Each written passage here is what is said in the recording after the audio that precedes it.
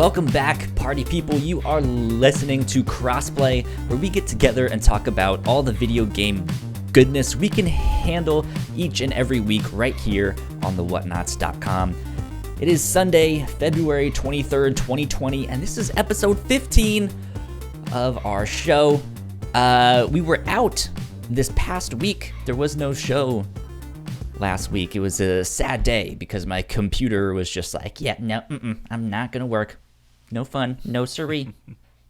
It was terrible. Thankfully, we are here today. We had some issues this morning recording some other podcasts, which we will talk about in just a bit.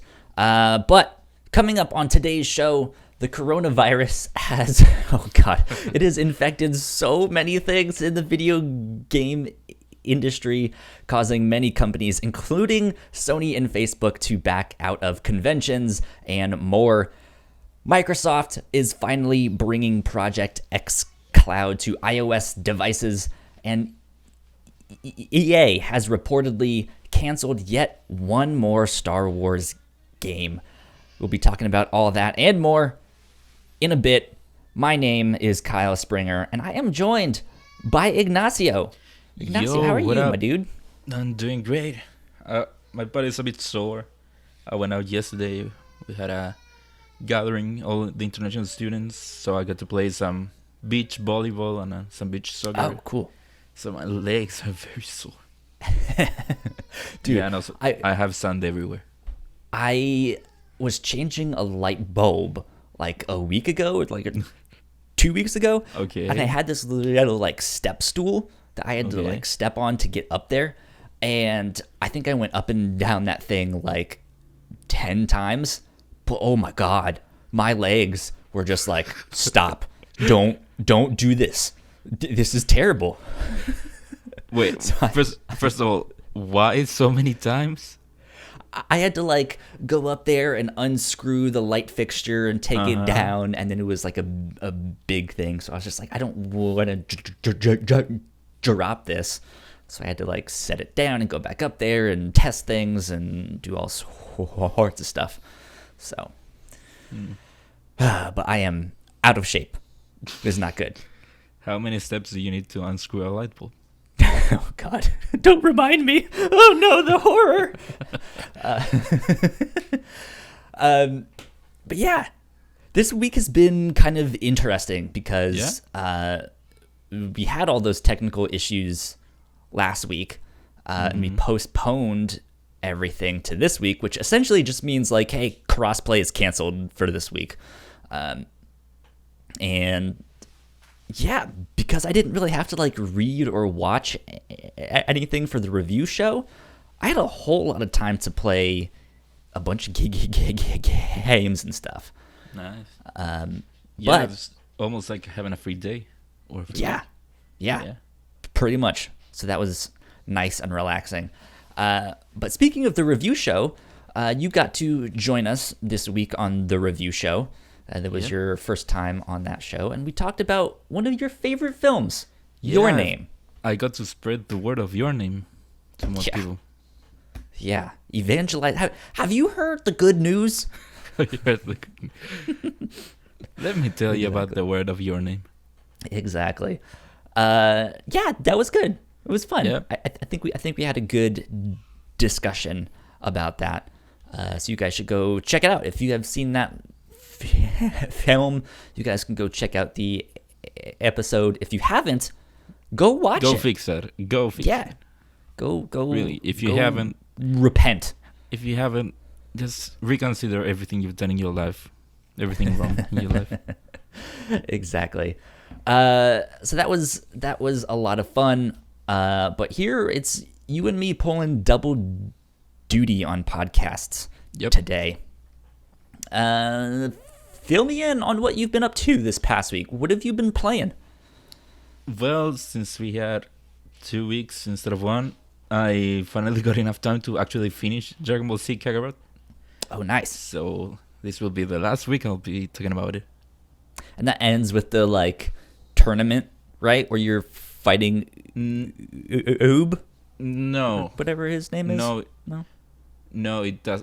Yeah, I mean his name is, but no, it doesn't end there. It ends with defeating Kid Buu, Okay. and yeah, they just leave you on the time period in between that and the final episodes of Dragon Ball Z, which is time jump.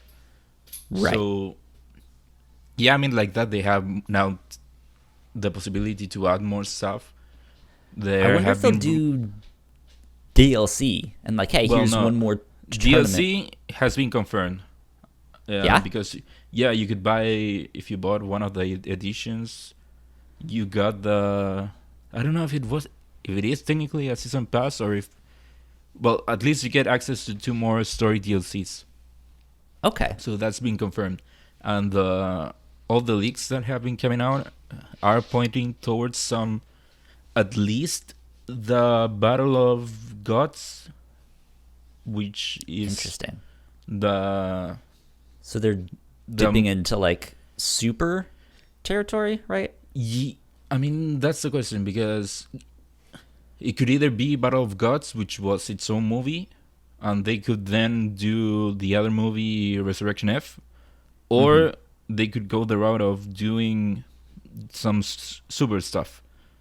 But if they do that, they would have, I don't know, they would have to condense the arcs into 2 DLCs. I don't know if they would do that, considering how long the arcs on Kakarot were. So I see more the possibility of them doing the movies instead, and maybe leave Super for another game. Or I would maybe really they like could to see them do more of the like the apocryphal stuff of like, hey, here's a Tree of Life story. Oh, or here's like Garlic Jr. coming back for the Garlic Saga. Yeah, surprisingly, the game doesn't touch on any movie. Yeah, There's not which would be like or anything. prime for DLC stuff. Like, hey, here's just like a side story. Here's a Dragon Ball Z. I doubt they would go back. Because since the game ends with the last arc of Dragon Ball Z, I doubt they would go back in to the earlier stuff to go to the movies. So I only see them using this time frame that they left the game on to go forward with Dragon Ball Super. So I think the Fair enough. most probable part would be them doing, since I may be wrong, but I believe it is 2 story DLCs, so they could do both Dragon Ball movies, the newer movies. Gotcha. Yeah. Okay. But yeah, with regards to the game, like I said, I love the game, and now that I'm 38, 39, 40 hours in, I can finally say that it has overtaken Dragon Ball Z Budokai Tenkaichi 3 as my favorite game of all time. Nice. I think this is now my favorite game of all time. Favorite game of all time? Yeah. That's a prestigious spot. Exactly. Yeah, and I mean, the game, like I said, it took me 38 hours to finish, and I enjoyed every second of it. Not once was I dreading playing it, or oh, maybe they spread this too thin or whatever. I really enjoyed everything I did on the game. And like I said before, the amount of love they put onto this franchise that means so much to me, I really appreciate it. One thing that I was going to mention before, but I never did, was the amount of added stuff that they did. Some little details that they added on. For example, since they have since we now know all of the Dragon Ball Z as a whole, and not like before where they were doing the stuff as they went, they were able to add some stuff in some places that you would only discover later, or would come up later. They would add What do you mean? Like, for example, I don't remember this happening in the series, but at one point, Piccolo fuses with another Namekian Seijin, And when that happens, they do imply a lot in the game, or not only imply, they say it, that if he fuses with Kami-sama, his other half, he would be so much stronger, which is something that ends up happening later. So I don't remember them mentioning it on the show. Is this when Piccolo fuses with Nail? Yeah, with Nail. When he comes back to life and all that. I kind of remember stuff like that from the show. But that could just be like a vague memory of me kind of knowing the history of all of that stuff. Oh, yeah. I actually haven't seen Dragon Ball. But I know there was that whole thing of like Piccolo and Kami or whatever his name was. They used to be one person, right? Yeah. And then it was like, hey, we're going to like separate all your darkness, and that's going to be its own person. And so it would make sense that if they recombined, they would be much more stronger. I don't know. I don't think that was ever implied on the show, especially because Kami was never seen as a strong character, a strong person. He was just the god on title, and he would oversee everything, but he was never really shown to be very strong. And so, yeah, I don't remember them ever going as far as saying if you go back to being one person, you would be so much stronger. Like I think I'm looking at it more in terms of like he's a more complete person, if that makes sense. Like Piccolo is the like fighting spirit of that one being. So yeah, using again with Kami wouldn't really make him necessarily a better fighter, but he'd be maybe more wise or smarter or stuff like that. And in turn, that would make him more powerful in that sense. Well, and that's not the only case that happened. There are many times that I think that happened in the game, that they had since they know the series as a whole, they could do that stuff. Another thing that I know that they didn't touch on in the show is that after the show came out, stuff started coming out that Android 16 was modeled after Jiro's son, and that's one thing that they do mention in the game. Yeah, I did not know that. He does address that. Hey, the reason I'm defective is that Jiro wanted to recreate his son as an android, and he wanted him to fight, and I don't want to fight. That's why he deemed me defective, and that's one thing that was never touched on the show. 16 is the one with the red mohawk? Yeah. Okay, cool. He liked Gotcha. those. Gotcha. Like I said, there's a lot of love, and not only for Dragon Ball Z, but there's a lot of love for Dragon Ball, the original one. There's so much callback to the original show, from collectibles that are just photos from the original show with kind of some descriptions of what happened, to seeing characters that didn't appear in Dragon Ball Z but were in Dragon Ball original, getting more stuff, more story in the game. That was pretty nice. Was there like some Emperor Pilaf stuff? There's a lot of Pilaf. You do fight him, or not fight him, but his inventions a lot in the game. Okay. There's also the character of Lunch. I don't know if you know her. The girl that, if she sneezed, would turn blonde to blue, and her personality would change. So she disappeared for all of Dragon Ball Z. She never appeared. I think she's in it for a second in like the first couple ones, and then you just don't. No, not even. Not even. No? I think the most you see of her in Dragon Ball Z is at the end when Goku is gathering energy for the Spirit Bomb. They show her in one scene, like giving her energy. Okay. But yeah, and the thing is, because it's just because Toriyama forgot about her. He admitted that. So she I got just totally forgot about her. yeah. I mean, you would be impressed on how the development of all Dragon Ball went. How That's they, wild. yeah, the story of how Android 19 and 20 were the original androids from the Uh-huh. future, but then someone told him that they weren't that threatening, so he invented Android 18 and 9, no, 17 and 18, and Mhm. then someone told him that no, why would he be fighting them? So he invented Cell, and someone told him that Cell was too ugly, so he gave him another form and all that. So you would be impressed on how he actually developed the show. Cell But was an ugly motherfucker. yeah, Though I think I kind of liked him more as a bug. yeah, Like he just had this like really weird yeah, like when he gets to be his like more final form, it's just like, yeah, that's a Dragon Ball Z bad guy. But when Yeah. it was a bug, it was just like, wow, this is so different. This is weird. I like this.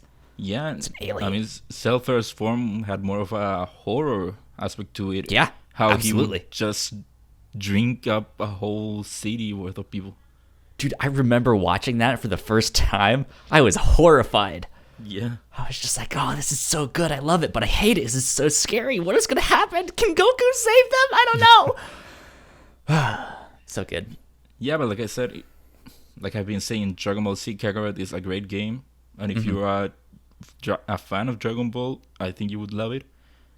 And yeah, it's now my favorite game of all time, and I'm very close to getting the platinum. Okay.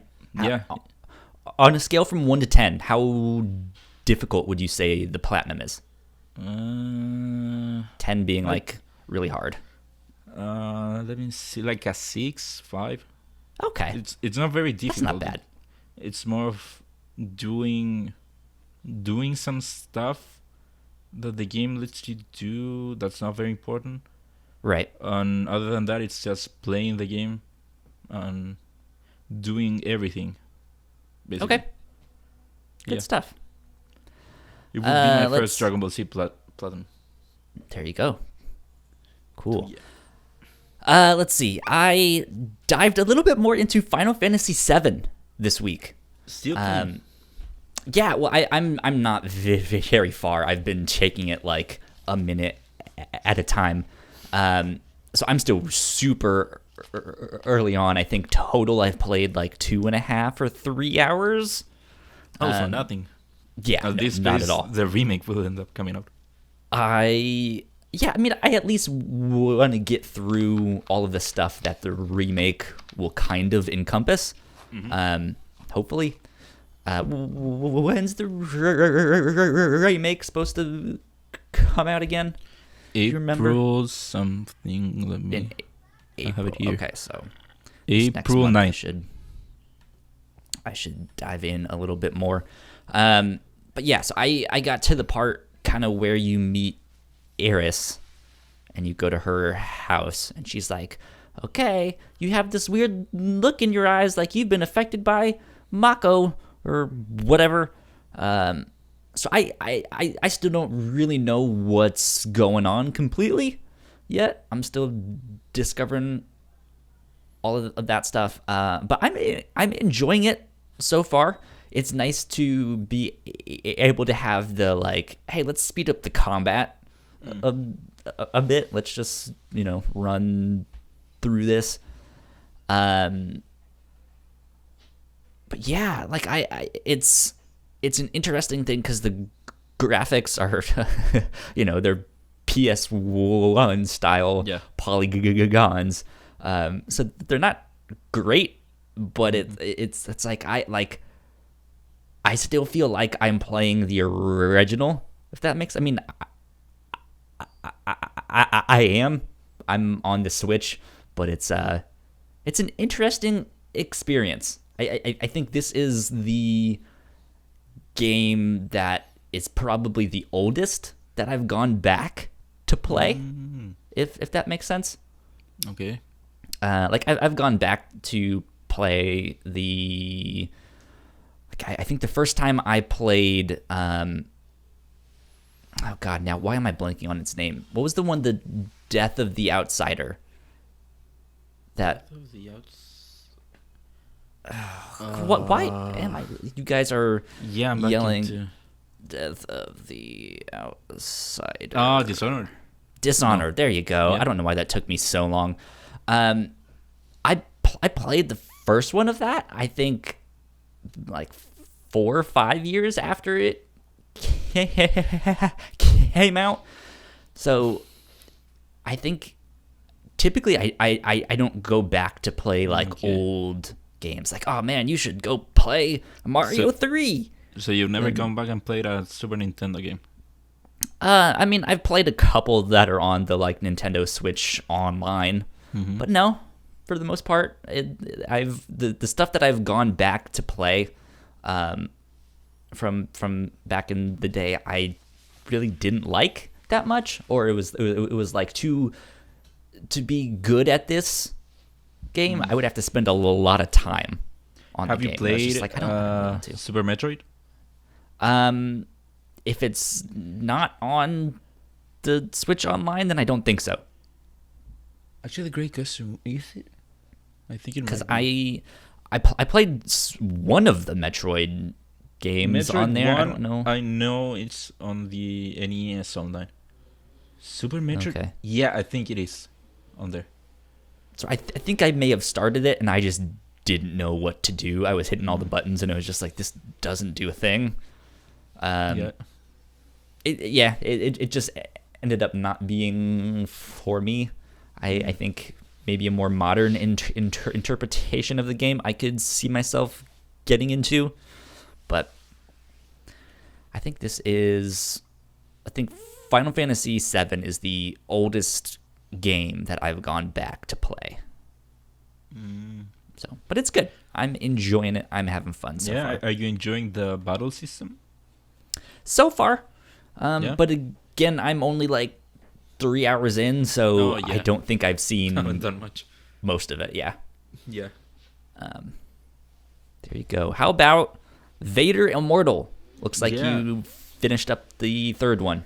I finally finished the whole Immortal saga. Hell yeah. Yeah. So, have you ascended this plane of existence, and have you now become immortal? Oh, yeah. Is that how it works? Yeah. Now I'm immortal. But, I mean, what can I say? The gameplay still, it's a great experience gameplay-wise, being able to wield a lightsaber and Right. fight off stormtroopers, size them, and deflect their blasters and all. The only added gameplay thing that they did was that they introduced now the stormtroopers have their guns, their, how do you call it? The blasters? Yeah, blasters. So since they now, wait, I don't remember. I don't think you fought stormtroopers on the first episode. You didn't fight them on the second, but now on the third one, there are stormtroopers and they have their own blasters. So now the only added gameplay thing that they did compared to episode 2 was that you can take their blasters and shoot with them. Okay. So what were you fighting in the first two then? If you weren't like fighting stormtroopers or In the something. first one, you fought these kind of like robotic. Yeah, Droids? you fought robots. No, yeah, some droids, but since you didn't use the lightsaber much in episode 1, you would fight mostly robots. Okay. And in the training, it was mostly deflecting blasters from these ball things that float. On the second one, you also fought robots, and some flying creatures, and the ball thing again. And then this one, they added droids. Not droids, stormtroopers Okay. to the game. Gotcha.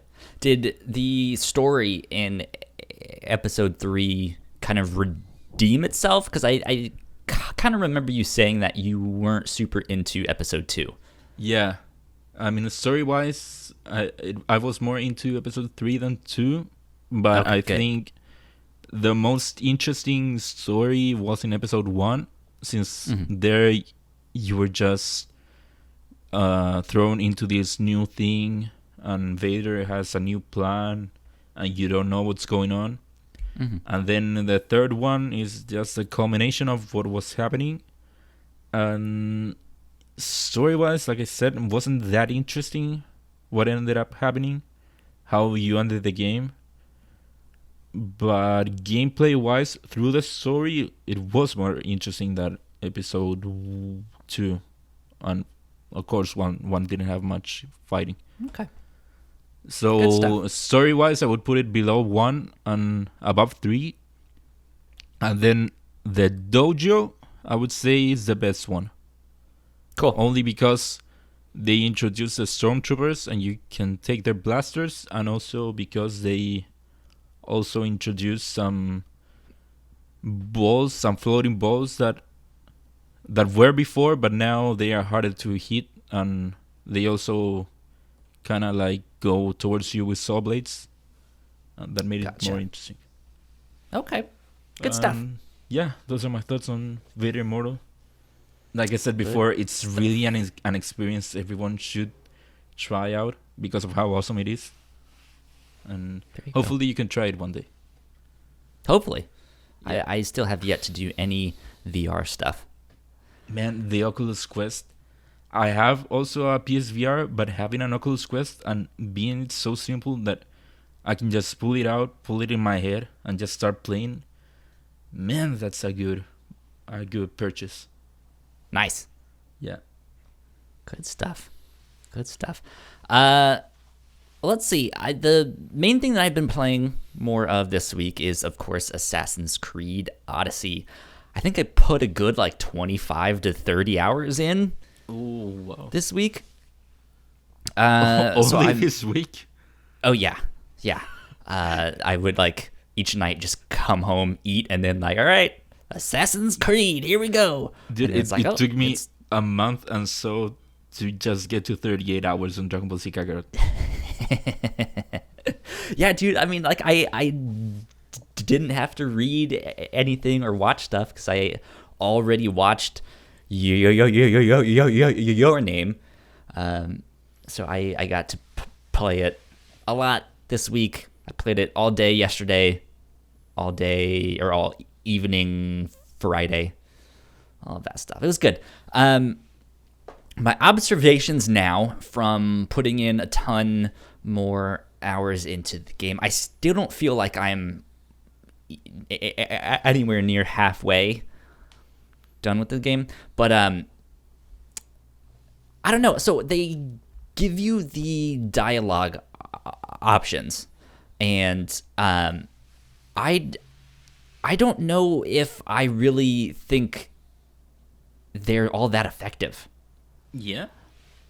So when you get a quest from someone, it'll be pretty obvious of hey, you need to go find this guy who's standing by a boat down on the docks there. And then it gives you options to be okay, who is the guy that I need to go find? Where is this boat? And why are you making me do this, for example? And then it has the okay, I'm done with the conversation, I'm gonna go do the quest. And all of those options except that last one are completely skippable if you want. So you don't have to buy into them. But every once in a while, there's one or two of them that seem like that would be good information to know. I feel like I should just at least hit that one. But then on those ones, I feel like that's information they should be telling me when they give me the quest of just hey, just tell me the whole story here. What's happening? And so I'm in this weird gray area where it's sometimes I feel like you're telling me not enough, and then sometimes I feel like I know everything and I don't need these. so it's this weird thing of just like I don't feel like they're as effective as they could be. Then let's say on top of that, one of the things you do in that game is you have the Spear of Leonidas, if I'm not mistaken. Yeah. And you have to kill a bunch of these cult members to get these like little artifact things, which then in turn you can go use to upgrade that spear. Yeah. However, you don't ever use that spear. At least I'm almost 50 hours in, and I haven't used it yet. You do use it. It shows me using it in certain cutscenes, but it's not. No, but isn't like, that instead of a hidden blade, don't you use the Spear of Leonidas? Because I mean, it isn't a whole spear; it's just the head. It's of it. the tip, yeah. Yeah, so and you I use think that that's to kill people. that's how they're explaining it. No, I'm pretty sure that's how it is. From what I remember, I haven't played in a while. I'm sure that's how they're explaining it, but it's just like my attack and defense and all of that stuff go up or down depending on the other weapons that I equip. So it's just like it's this weird thing of like I just don't feel like I'm using this weapon much. I don't know. Maybe I'm way off base. Isn't the like assassination one of the stats that improves? I haven't paid close enough attention to notice that if I upgrade the spear, that number goes up. But I know that when you equip different weapons in your 2 weapon slots, it will go up depending on those ones. Not always. If you take down an enemy hidden, it not always kills them in one attack, right? Yeah, that's kind of depending on your assassination number, like skill level and stuff like that. I think, that's what improving the spear did, if I'm remembering correct. It might give you a lump sum of just like, hey, we're bumping up your assassination skill by 500 or something each time.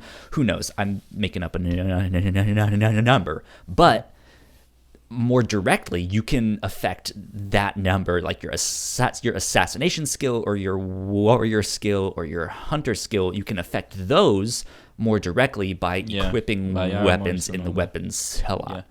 And so I feel like that's more of where my assassination number is coming from, not the spear. The spear seems almost inconsequential to me. Like I said, I haven't played in a while. Doesn't the spear improve other stats too? Maybe life? Well, your health increases every time you gain a level. And it's also not something you can unequip. So it's just always there. Yeah. Which kind of just makes it seem like it's a non-point. Like it just, like it feels like the only way I can affect my stats is by the weapons that I equip and the armor, but nothing with that spear. Okay. So that was strange to me. Also, I'm so far very disappointed in the story of this game. I think it's almost non-existent. Yeah, that's kind of what I felt too. Like I just, it's fine enough to keep me playing. I think the world that they've created is magnificent. It's incredible. And so I want to spend time in that world and finding all of these strange stories and like, oh my goodness, I just saw a bear fighting a wolf and stuff, like I can go out and see that stuff. In fact, I did one quest where I ended up sleeping with the woman that was giving me the quest, and I think at the end of it she turned into a wolf, but I'm not sure. It was weird. So it had the like cutscene where it was like, okay, let's go do our hanky panky, and then the cutscene stopped, and that character was no longer there, but a wolf was attacking me. I was just like, what in the world? This is so weird. Did she turn into a wolf? Who knows? Interesting. But like I like that stuff. Like the moment to moment gameplay and the stuff I'm doing in that is incredible. It's fantastic stuff. The story is that you're an orphan. Apparently your parents are still alive. Mm-hmm. And maybe you should go find your mom. Yeah. That's it so far. And it's just like, I don't really care about any of this. Wait. No. You're playing as Alexius, right? I'm playing as Cassandra. Okay. Oh, but you got to all the cultist stuff. So I know that my brother is still alive, and that he's basically in charge of this cult, which is after your mom. And so it's like, okay, I should probably go warn my mom, but I should probably also just kill all of these cultists because they seem to be bad people. Yeah. But like, I think they could do something really fantastic with this story, but they haven't told it to me yet. So maybe that will change by the time I'm further on in the game. But so far, right now, I'm very disappointed in the story. Yeah. This one. That's around the part where I stopped playing. Yeah. But yeah, besides that, having a lot of fun with that one. Yep. That's good. Okay, let's get into a little bit of housekeeping and then on to the news. Ladies and gentlemen, we have multiple podcasts here at the Whatnots. You guys heard us mention the review show earlier on in the podcast, where I mentioned that Ignacio just joined us on an episode of that one.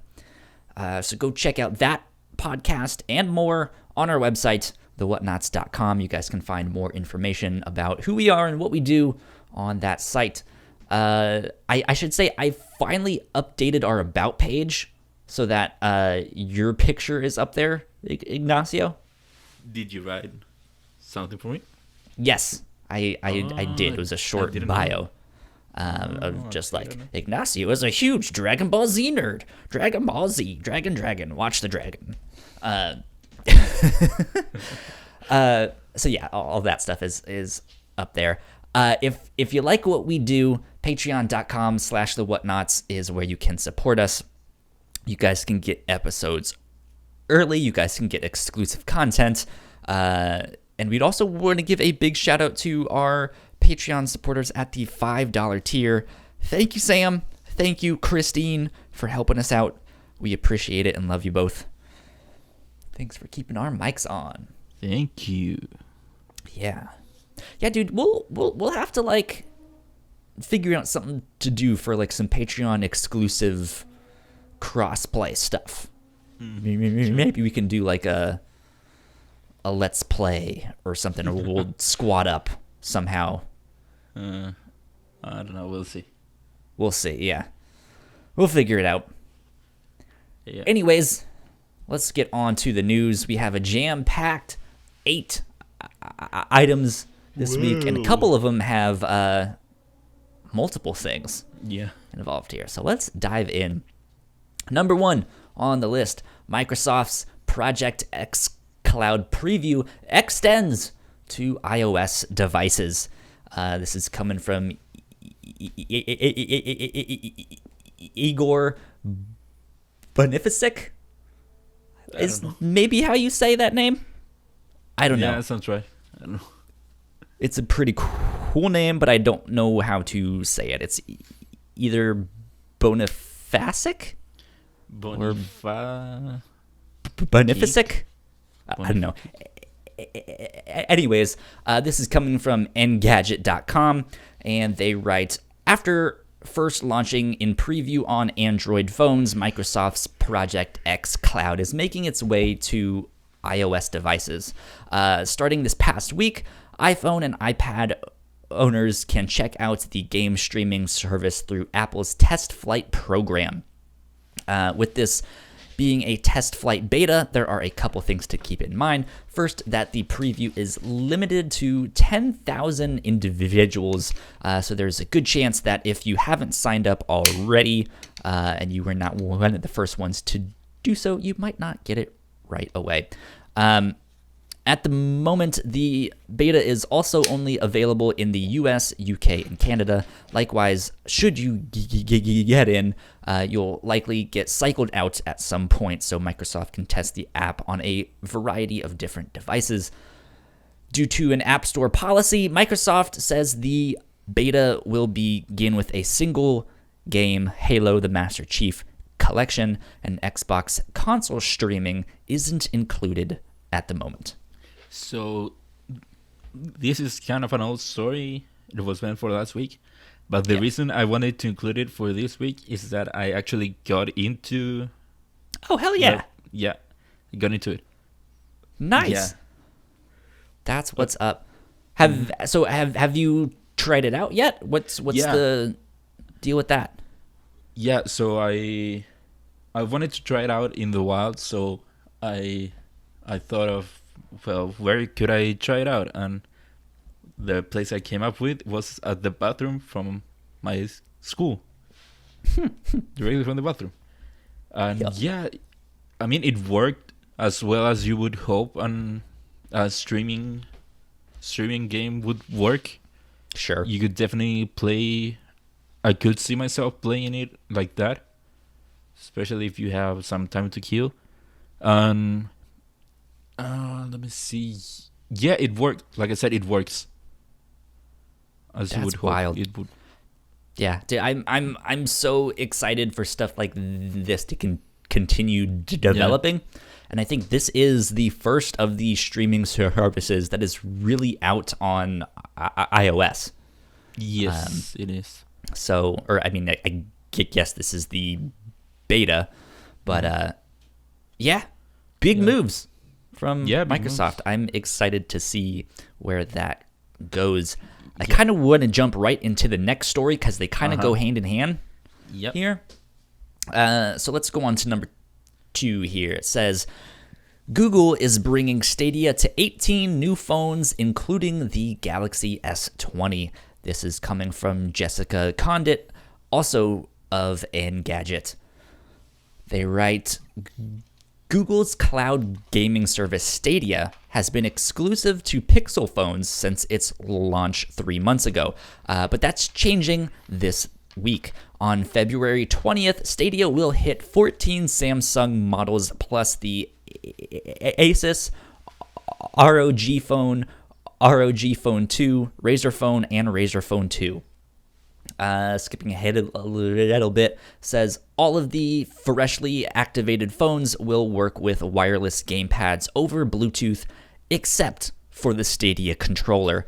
Womp womp. As with Pixel phones, the Stadia gamepad will have to be plugged in.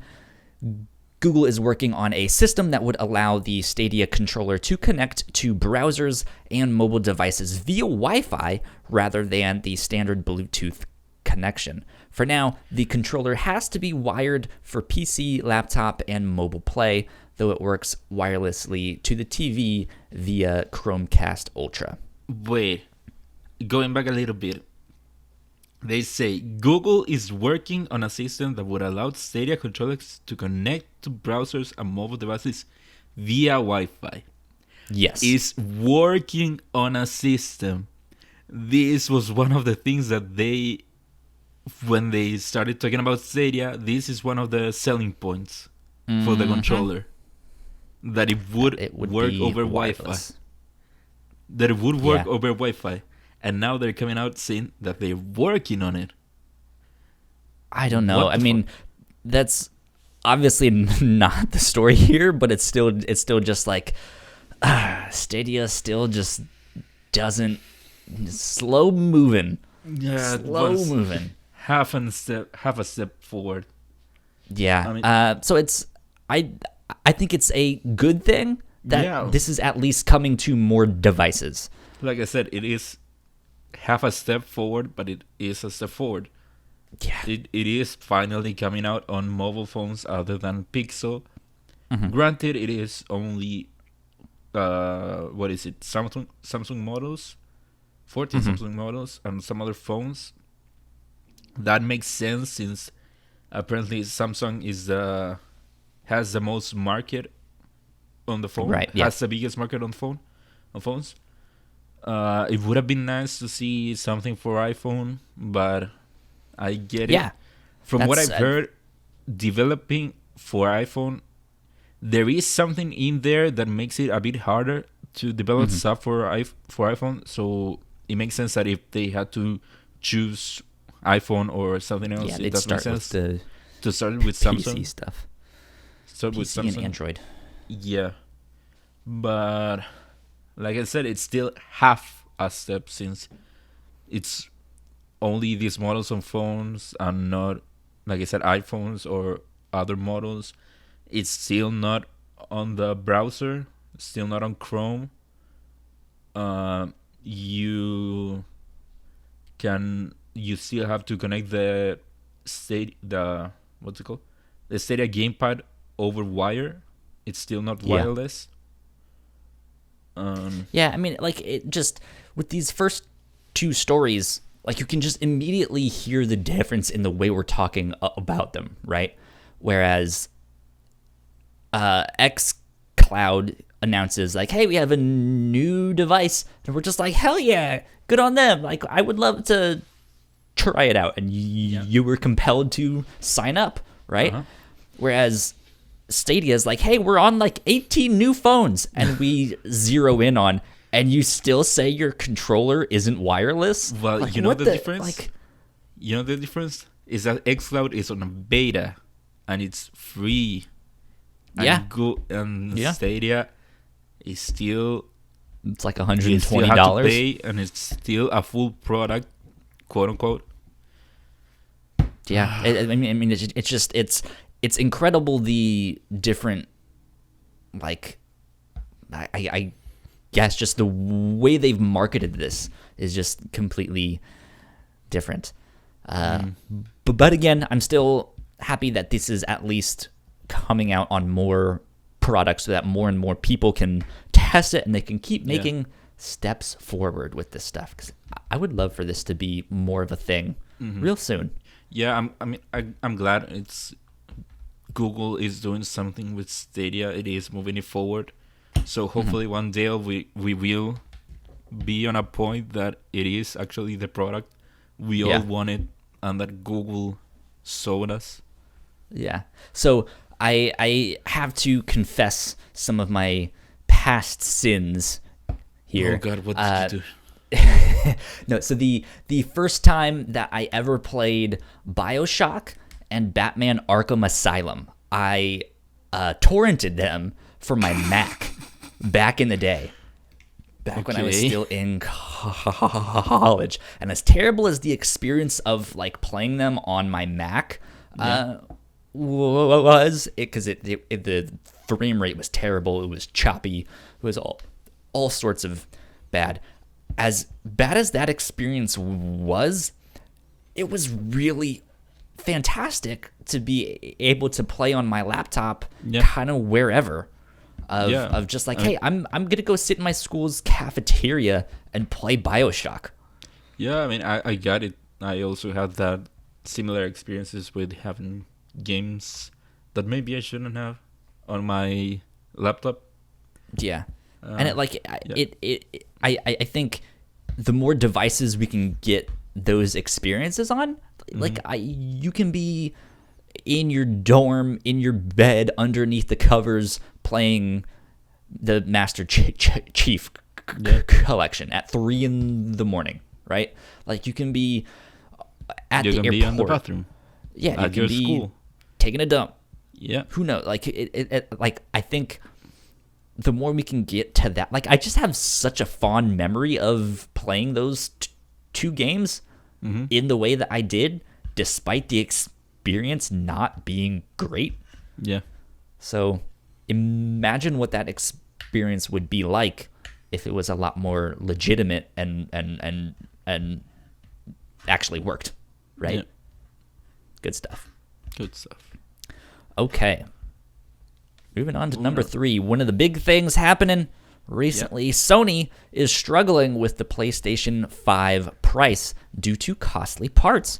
This comes from Takashi Mochizuki over at Bloomberg. And they write, scarce components have pushed the manufacturing cost for Sony Corp's next PlayStation to around $450 per unit, forcing a difficult price-setting decision in its battle with Microsoft Corp, according to people with knowledge of the matter. The PS4, released in 2013 at a retail price of $399, was estimated by IHS Markit to cost $381 to manufacture, with the $450 unit cost and a similar gross margin. The PlayStation 5's retail price would have to be at least $470, and that would be a hard sell to consumers, considering Sony's most expensive machine is now $499, the PS4 Pro, and is often discounted, according to Macquarie Capital analyst Damien Thong. Yeah. I have no idea who he is, but Me either. thanks, Damien. Yeah, this has been the talk of the town lately. Of how much will the next generation cost? What is the Xbox Series X going to cost? What is PlayStation 5 going to cost us? Where do you think this is going to shake out? Well, for them, I hope it does end up being $399.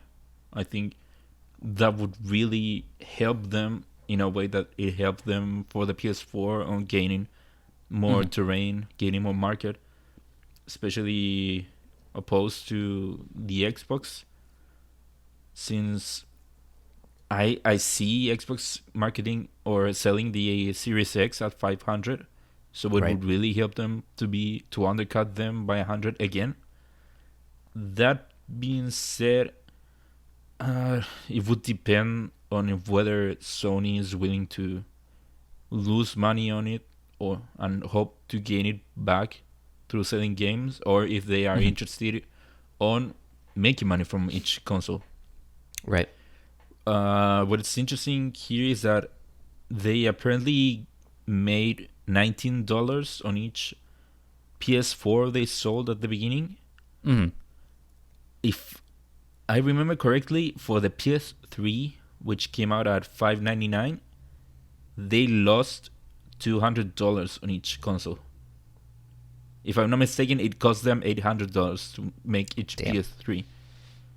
So, I mean, them taking a hit as low compared to PS3, I see them doing that. But still, for 450, I don't think takes into account all other costs of packaging, distributing. Right. That's actually just manufacturing the device itself. I don't know. What do you think? Yeah. So I think it's a pretty safe bet to say it's going to be $499. You think? I think so. But one of the things that I want to point out is that I think on our last episode we had a story in which someone from PlayStation or Sony was basically being like, yeah, we're going to do a wait and see approach and see what Xbox does. But then they mentioned bundles of like, yeah, maybe we'll make our device cheaper and sell it at a loss, or maybe instead we'll just do a really cool bundle of like, hey, here is a $4.99 PlayStation 5 bundled with Cyberpunk and The Last of Us 2. No. Or something. I don't know what they would do, but just, for example, like they could pull something like that. It's like, hey, it's more expensive, but you also get this game and a year of PlayStation Plus. So yeah, I don't think given the option between a lower price and a higher price with stuff bundled, even if they ended up matching in the end, I think people would 100% or not 100%, but in a lot of cases choose the lower price. Yeah. So I don't think if you have the option of going over or under by $50, I think you should go under. Yeah. Because and also 450, that will probably go down in the next year or two. That's how it always goes. Right. Manufacturing costs always go down, not that much after. So Exactly. I think it would be good for them because $400 worked very well in their favor last time for the PS4.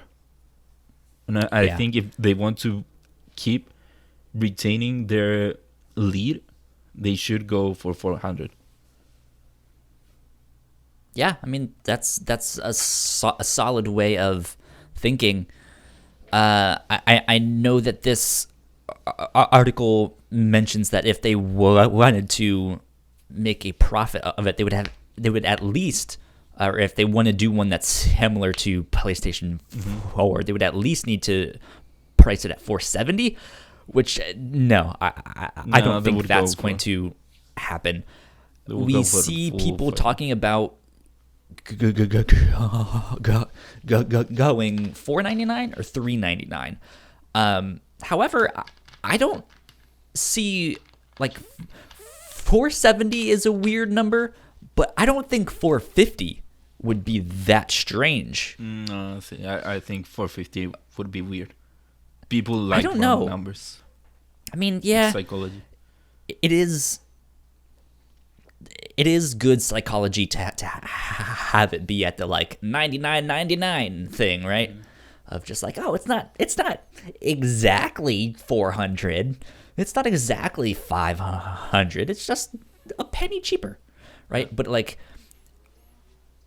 I think. Yeah, I don't know. I just have this like weird feeling about like, sure, they could go under, sure, they could go to $4.99 as well. I mean, I just think in comparison, $450 is not as strange as $470.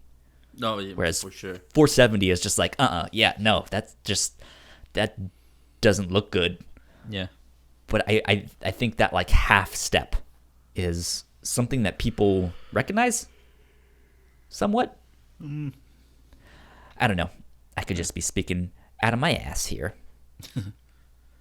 Because I'll just have to wait and see whenever they announce it. When do you think they're going to be announcing it? I don't know. I was really expecting a February event. But I kind of was too. Never. At this point, it would never happen. It won't happen. Yeah. So I don't know. They've been really weird with how they've been talking about the PS4. Those two Wired articles. I don't know what they'll do. April, May. I'm maybe thinking like April or May is now when they would do it. But then again, at this point, who knows? Yeah, well, they have to talk about it before June, before E3. Mm-hmm. Exactly, yeah. They will have to show the console and hopefully have the price out there so that people can start pre-ordering it.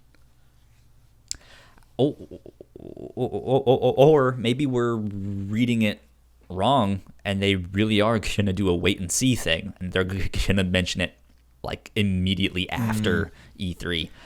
I don't think that'd be good, but I don't know. I mean, same with Microsoft. At most, we've only seen the console. We still don't have a price for them. So at this point, it's just both of them not wanting to show their cards, seeing who blinks first. We'll see. Yeah. In more Sony news, let's get on to all of this coronavirus stuff. So let's see. First thing out of the gate here, number 4 on our list of stories, Sony has pulled out of PAX East. This is coming from Justin Masongil. Hopefully I said that one right. This is over at the PlayStation blog, in which they updated a previous blog post in which they were saying, hey, you guys will be able to play The Last of Us Part 2 and Final Fantasy VII. They updated the story with this. Today, Sony Interactive Entertainment made the decision to cancel its participation at PAX East in Boston this year due to increasing concerns related to COVID-19, also known as novel coronavirus. We felt this was the safest option as the situation is changing daily. We are disappointed to cancel our participation in this event, but the health and safety of our global workforce is our highest concern. I'm going to skip right down to point number 2 here, which is coming from Joe Scrubbles at IGN, who writes, Square Enix scales back PAX East showing due to coronavirus. Square Enix has become the latest company to change plans for PAX East due to coronavirus. Due to concerns over the coronavirus, scaling back plans for Final Fantasy XIV at the show in particular. While not pulling out of the show entirely, the company's Japanese staff will no longer be attending, meaning a panel session, developer signings, developer photo ops, and a fan gathering will no longer take place at the show. So this is all like PAX East related stuff here. Yeah, man, this is becoming a much bigger thing than I thought was gonna be a thing. Like I've felt like it was just gonna kind of blow over and be a meme of the week, right? Like, oh, the coronavirus, you drink too much beer. But no, that's not the case, right? No. And we'll get into more stories about it in just a sec. But I think especially with Sony pulling out of PAX, that's pretty huge. Yeah, I mean, in a way, it is them kind of overreacting, or maybe it's them playing doing safe. too much. Yeah, it is playing safe. I mean, it's hard to say anything negative about this if they are coming out saying that they're doing it for the health of their own people, their own workers. It's a bad thing in terms of like me as a video game consumer being like, oh man, I would have loved to have been there at PAX. I'm not going to be at PAX, but if I was, right, it's like, oh man, I would have loved to play The Last of Us 2. Mm-hmm. Like that would be one of the main reasons why I would want to go. And now it's not there. Ugh.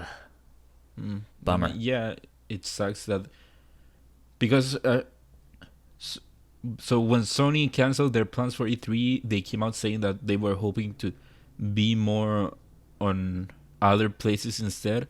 And now they're coming out saying that they are not going to PAX, and as we'll see later, not on GDC.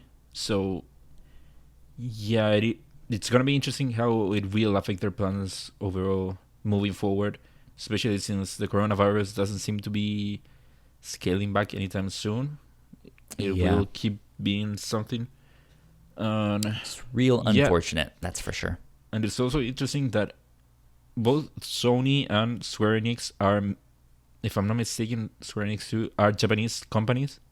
Mm-hmm. So maybe that also has something to do with it, seeing as Japan is so close to China, that maybe making them more concerned about moving in between places and countries.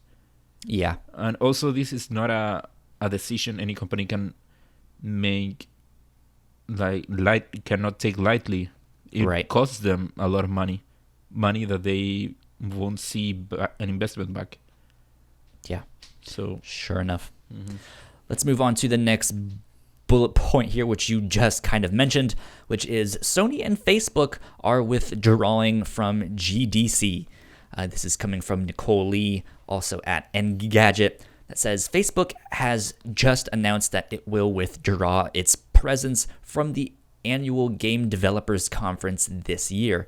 In doing so, it will pull both Facebook Gaming and Oculus booths and have advised all employees not to attend the show. And then in an update on that story, they also said that Sony has announced that it too will be pulling out from GDC. And then it gives the company statement, which is almost the exact same thing that we read for PAX. Just like, hey, we regret that we have to, or we're disappointed to cancel our participation, but the health and safety of our global workforce is our highest concern. We look forward to participating in GDC in the future. It sucks that they're. Yeah, it's just it seems just like a really unfortunate series of events, and that this is such a thing, right? Yeah. I mean, so at least for the PAX stuff, there has been one confirmed case of coronavirus in Boston. GDC takes place here in San Francisco, and as far as I know, there haven't been any cases. So, yeah, this maybe is less like justified, maybe. Mm-hmm. But then again, I get it. There will be a lot of people coming in from other countries for GDC, so maybe they are fearing something would happen. Without coronavirus on the table, these kind of conventions and events and stuff like that are always ripe with sickness. Yeah, right? But I mean, it's sickness, but not coronavirus sickness. Yeah, but you will like get sick, it's just, maybe stomach it's hurt, pretty commonly known that like if you go to some kind of convention or Comic-Con or PAX or something, chances are you'll get sick. Yeah, the PAX plague. Yeah, so it's they just have to be safe. Yeah.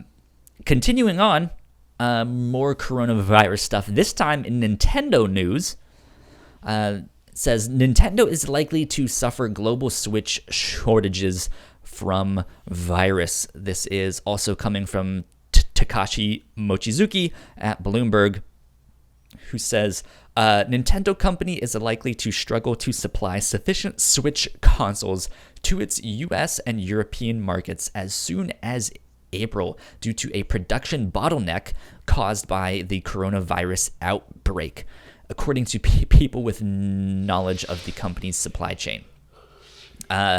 Limited component supply coming out of China is affecting output at a Nintendo assembly partners factory in Vietnam, which the gaming giant primarily uses to build consoles for the US, said the people, asking not to be named because the details are private. A shortage of components this month would affect Switch units scheduled for arrival in April after existing inventory and current shipments of the console have sold through. So I've heard this story, and I've also heard rumors or like wonderings of like, hey, will this affect PlayStation 5 and Xbox as well? That's the bigger thing here, that it could end up affecting the PS5 and Xbox One, Xbox Series X launch eventually, since we're seeing that it will affect Nintendo.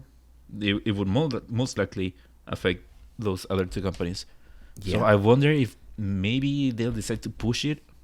I don't think that's likely, but now that's more likely than it was before.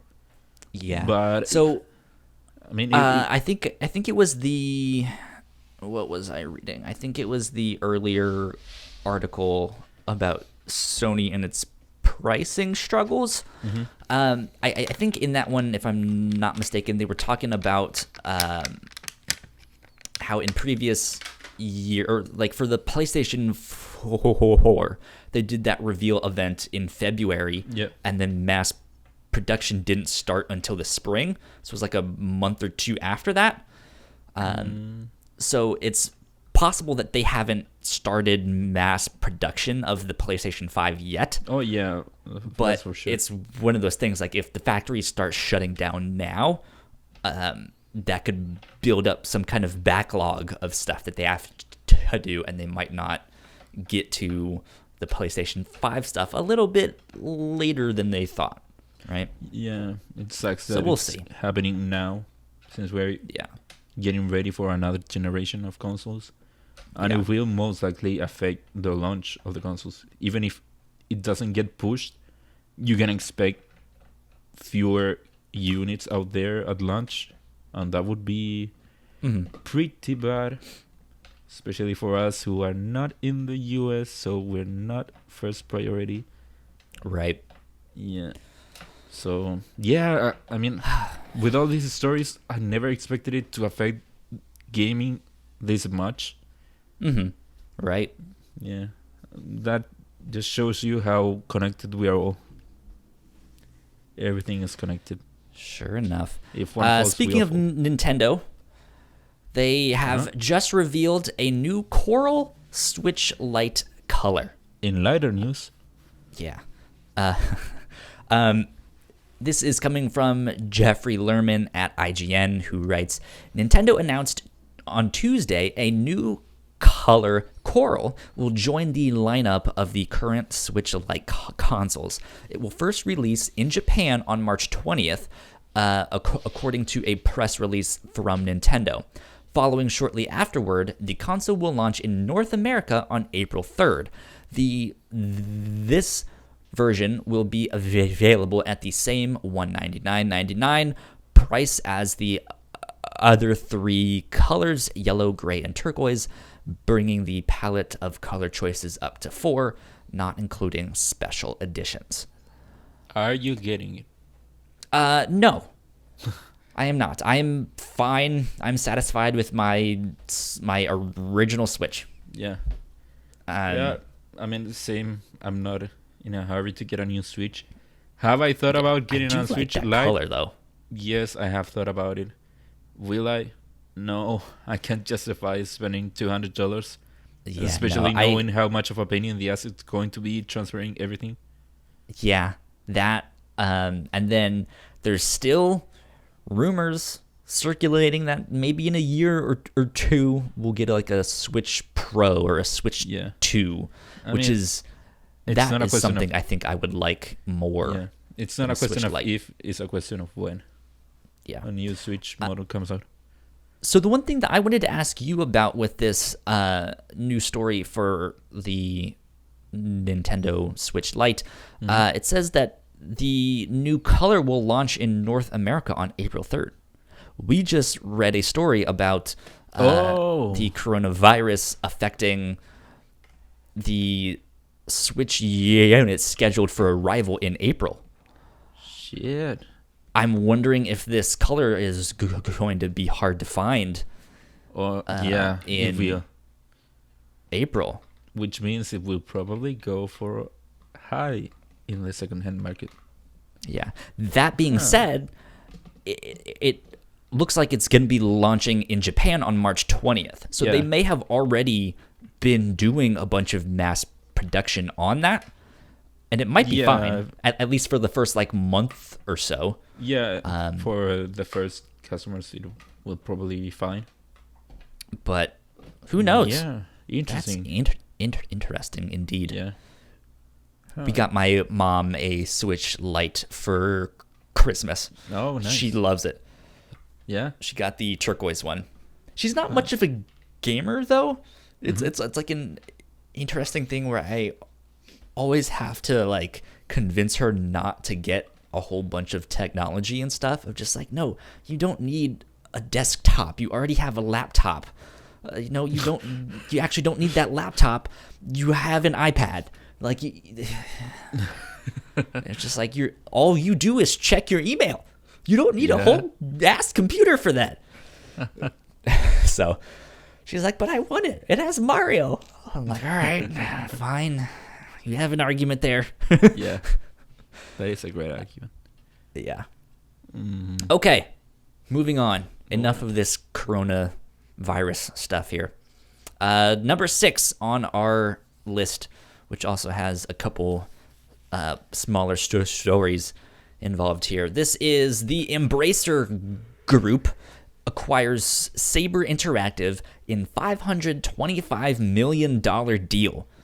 This is coming from Hayden Taylor at GamesIndustry.biz, who writes, Embracer Group has acquired the World War Z developer Saber Interactive in a deal worth $525 million. Formerly THQ Nordic AB, the company rebranded as Embracer Group in August 2019. The group has made multiple acquisitions in recent years, snapping up small and large companies alike. However, the Saber Interactive deal is the company's largest spending splurge so far, offering $150 million upfront and another $375 million over 3 years based on performance. Wow. This is one of those fascinating ones because I think this far in, we still don't know what THQ Nordic is up to. Like, what are they doing? Well, how do they have all of this money? I don't get it. Well, even the price, $525 million. Yes, that's more than double what Sony paid for Insomniac. And that's what I was just thinking. Has a greater track record than Saber Interactive, which just came out with World War Z to reception. But this just goes to show you that Embracer Group just has fuck you money. It has that much money. I do want to clarify that the people that played World War Z really seem to like it. Yeah, but that's the thing. Not many people played it, so it just it's like it's okay, it's good. Yeah. But yeah, Mr. Group has a shit ton of money. Yeah, let me see. It was PlayStation paid $229 million for Insomniac Games, and Insomniac is like a top tier studio. Mm-hmm. So dude, I don't know. Like, this is wild. Yeah, I don't understand how they keep making this stuff. Yeah, this is almost like Embracer Group going to Saber and saying, "Hey, I want you. Just 500 seems like not much for us, so here, take it." I want the no-clip documentary on the Embracer Group on THQ Nordic. What the hell happened? How? Well, Embracer Group just keeps buying stuff. I don't understand it. Yeah, I don't get. And if you look into the founding of the company just started from small beginnings. Yeah. Yeah, it really is fascinating. Everything in life has taught me that this is not how it works. I cannot just spend a shit ton of money and hope it works out well. Yeah. Like, I have to be like, do I really need that third cheeseburger from McDonald's? Probably not. So maybe I won't, But and then they're just like, $525 million for Saber Interactive? Pocket change. why not? You know, just like, Would you have it in my pocket? Here, take it. okay. Yeah, Embracer Group has been buying a lot of IP, and we still haven't seen anything from it. The latest, I think, was that they had bought the rights for Kingdoms of Amalur, and we haven't seen anything about it. I feel like they've bought stuff since then, but that was one of the big ones of like, oh yeah, we now have the rights to that game. I think there was something about someone else had the publishing rights. EA has the publishing rights. To do it? Okay. I mean, EA if has Embracer those, Group has this much money, I mean, it would be a problem. Who knows? Yeah, I don't know. That's Who knows? the last one I remember. I know they have bought a lot of stuff other than that, and still haven't done much with it. I think the only things I think we've seen from THQ Nordic lately have been Destroy All Humans and Darksiders Genesis, if I'm not mistaken. Was Darksiders 3 also them too? Well, Darksiders 3 didn't it come out before THQ I don't know. Nordic was a thing? I don't remember. 6.2 on our list here. THQ Nordic announces a Gothic remake. This is coming straight from their website, thqnordic.com, in which they write, after unambiguous feedback, THQ Nordic will head into full production of the Gothic remake. Next step is to set up a Barcelona-based studio and head into main production. Just a little over 2 months after releasing a playable teaser for the Gothic remake, and asking the players for feedback, the answer is clear. The fans are up for a new, old Gothic game, and the vast majority, read 94.8%, was in favor to develop a remake of the iconic German RPG Gothic, originally released in 2001. So have you played Gothic? I have not. I've actually never even heard of this game. Okay, so me either. I haven't heard it since until this happened. But the reason I wanted to include this was, well, first, I think it's very interesting that they would do something like releasing a playable teaser and see fans' reaction and do something about it for something as niche as Gothic. But the second reason...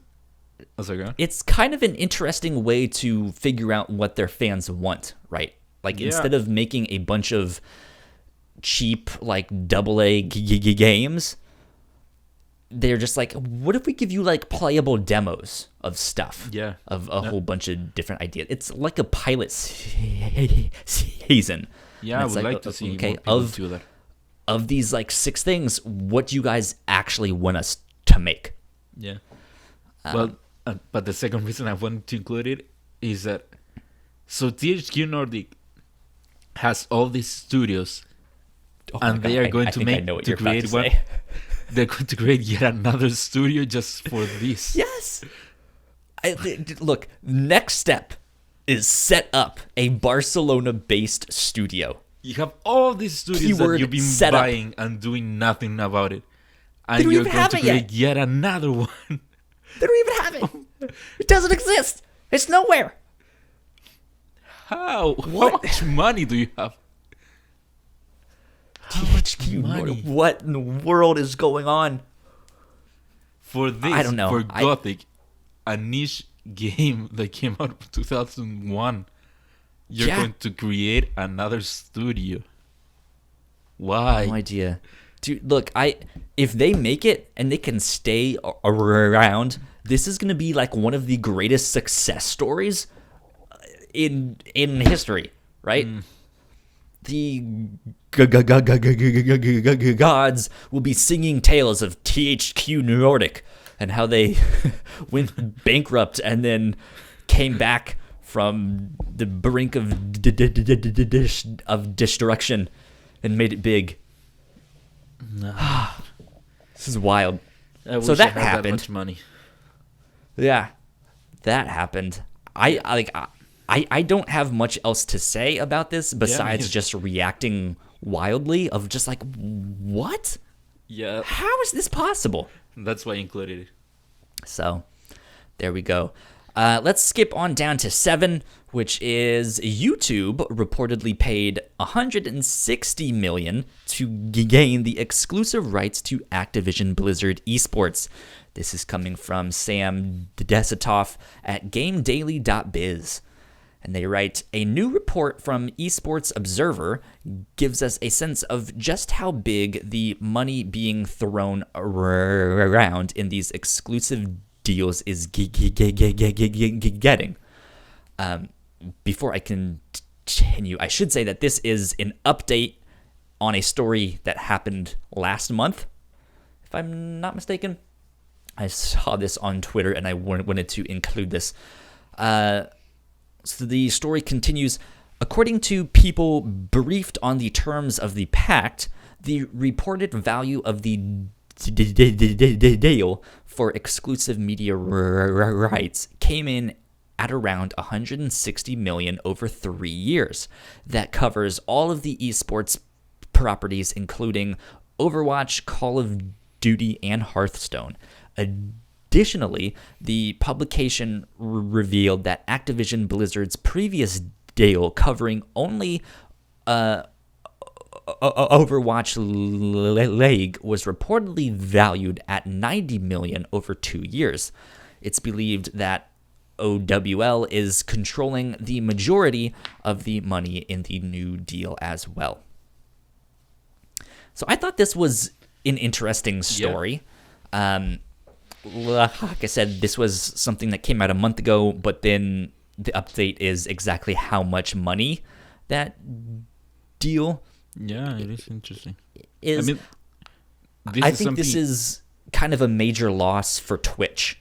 Hey, if you wanna, watch the Overwatch League, which I think is like the esports thing that has kind of made it to the mainstream that much.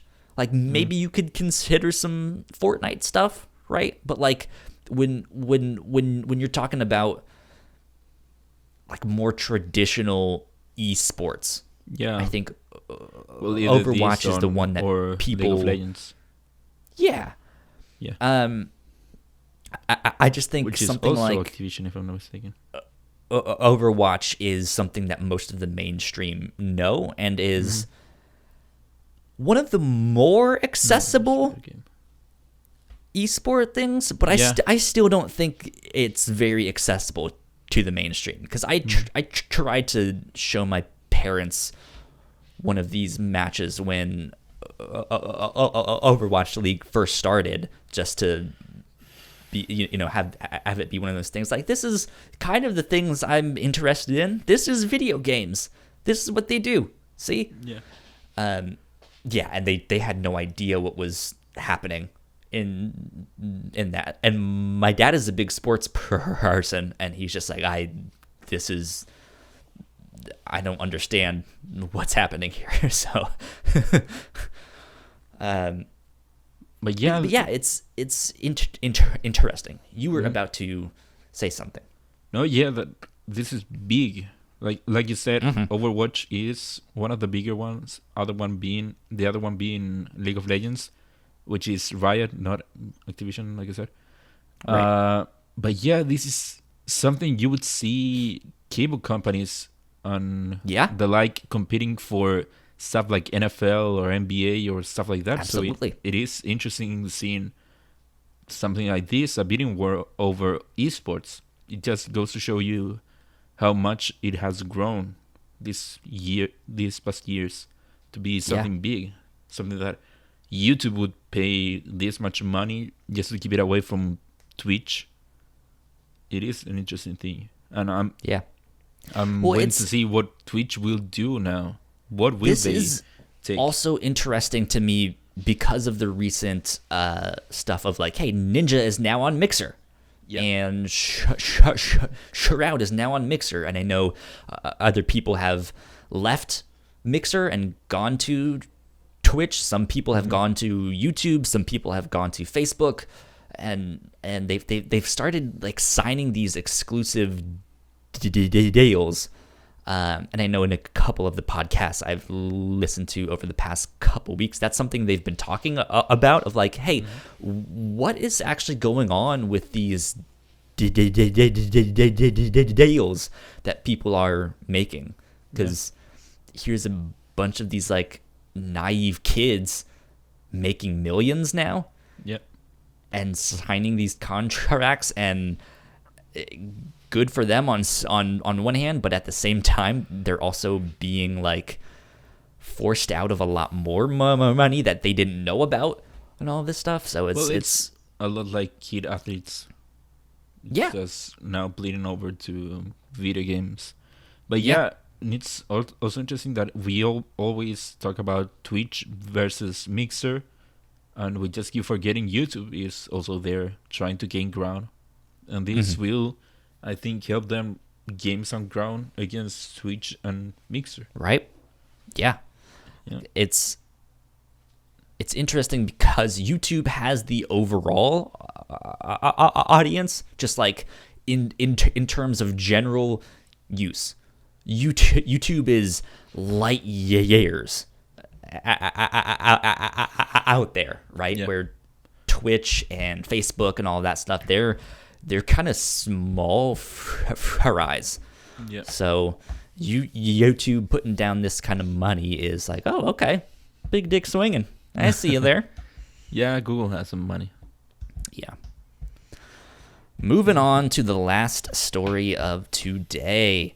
Number 8. Sources say that EA canceled a Star Wars Battlefront spin-off last year. This is coming from Jason Schreier over at Kotaku. He writes, last spring, Electronic Arts canceled a planned spin-off of its popular Star Wars Battlefront series, the third Star Wars game that the publisher has axed since 2017. This latest game, codenamed Viking, was originally envisioned for release in fall 2020 alongside the next generation of consoles. But once it became clear to EA's executives that the timeline was unrealistic, Viking was no more. You're telling me that EA canceled a Star Wars game? I don't believe it. What? I don't believe it. When? Why? How? They've never done that before. No, they've never done that. No, this is just disheartening. Yeah. To me. Well, a Star Wars Battlefront spin-off, I wonder what that would have been, especially with that codename. So in the article, it sounded like there was more open world elements to it. I don't know how that translates as a Battlefront spin-off. Yeah, I don't know.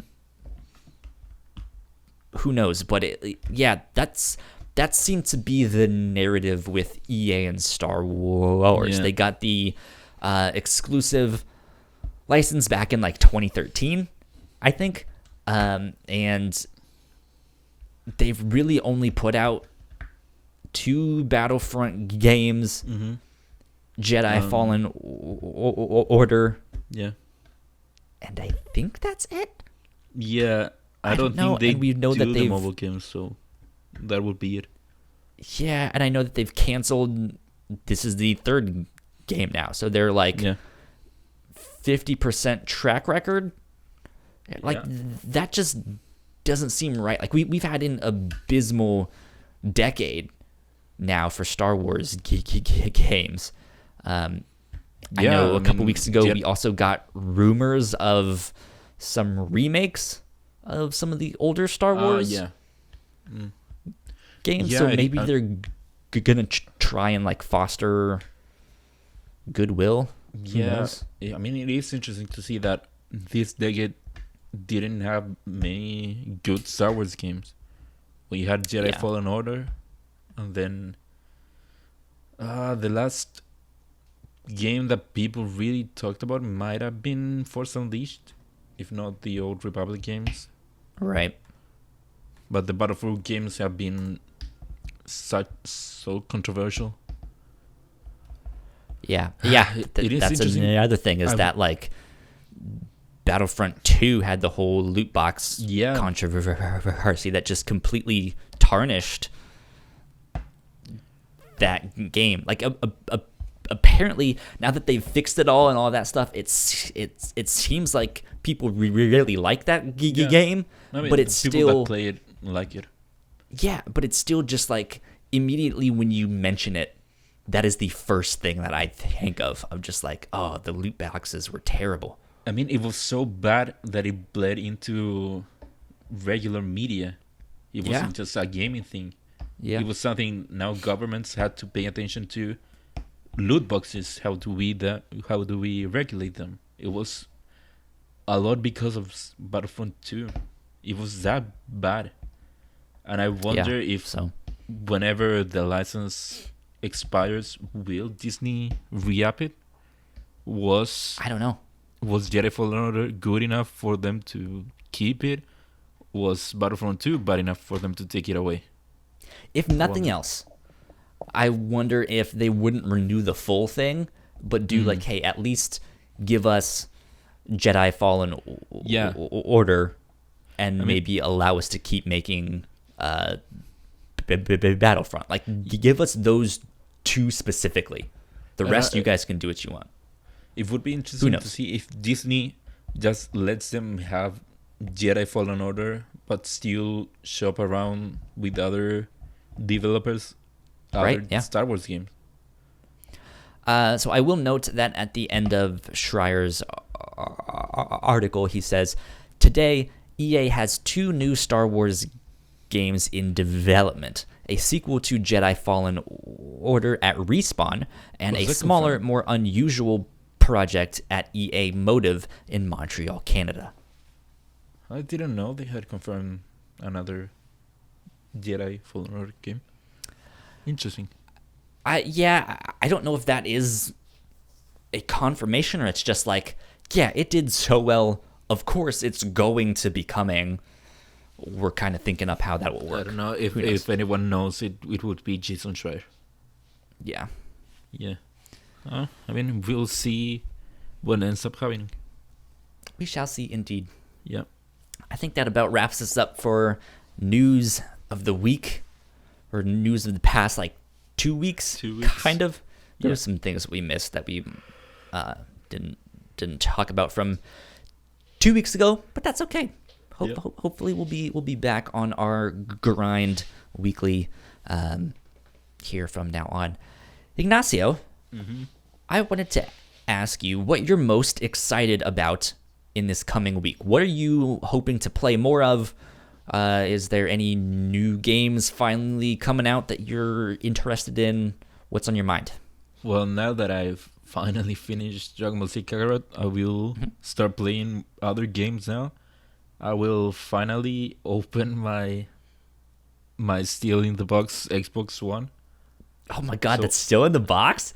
Yeah, because since I really just wanted to play Kakarot, I didn't want any other distraction. That makes sense. I didn't want to hop in between games.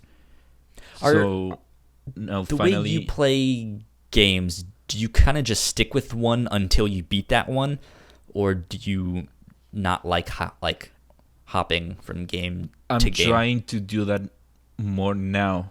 In the past, I would jump in between games, and that would mean I would often not end up finishing a game. So gotcha. I am trying to make a point into, if I'm enjoying a game, I want to stick with it.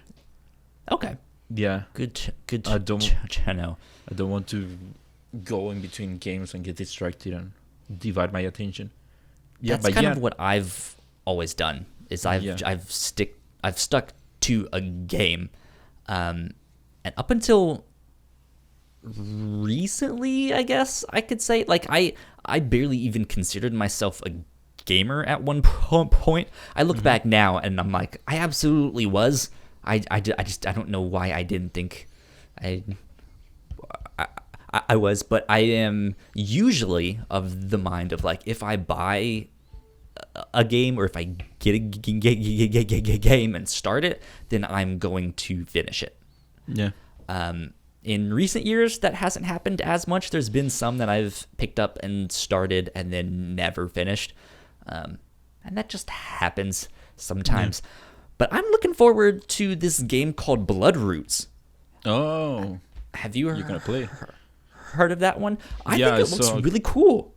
I mean, I saw kind of funny do a party mode about it. Yeah.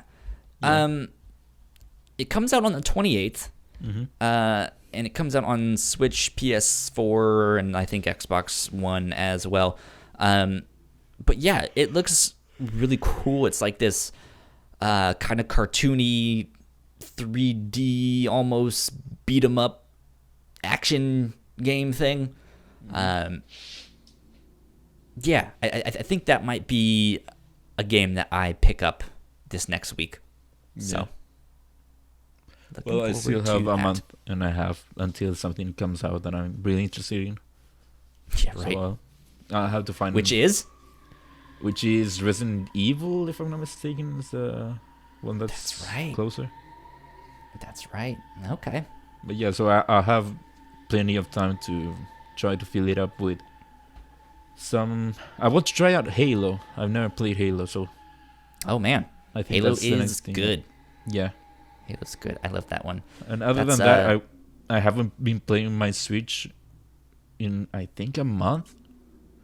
So I might go collecting back. Dust. Yeah. Well, because since Kakarot came out, I've always been like, hey, I want to play a game, but if I'm going to play a game, I'd rather it be Kakarot since I'm loving it so much. Right. Fair enough. Yep. Good stuff. Good stuff. Ignacio, where can the people find you on the internet? You can find me on Twitter at Ignacio Rojas B. That's IGNACIOROJSB. That's my and last names.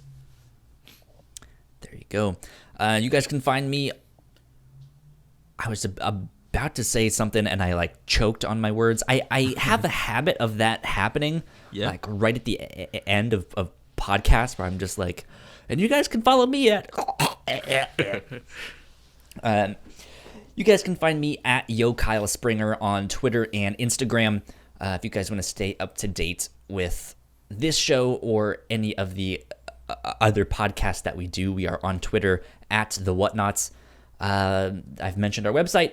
I mentioned our Patreon. Go like, share, subscribe, sell your soul, tell a friend, tell a foe. Merch store. Buy some merch. thewhatnots.com/merch. No. /store. There you go. Yeah. /store. Go do all of that stuff. We will be back this next week. And until then, go play some games. Go play some games, man. Bye. Bye. Thank you so much for checking out our podcast. We hope you guys enjoyed that one. Let us know in the comments below what you guys are looking forward to in 2020. What are the big games you are going to be picking up? I guess what are the first games you're going to be picking up? Because these months have been kind of slow. Leave all that info down in the comments below. In the meantime, go subscribe to our channel right up here. That would help us out a ton. And go watch one of our other videos, which is right down here. Got multiple other podcasts for you to check out. And there might be something down here you might didn't know you need, or that you might not know that you liked. Who knows? Until then, we will see you next time. Bye.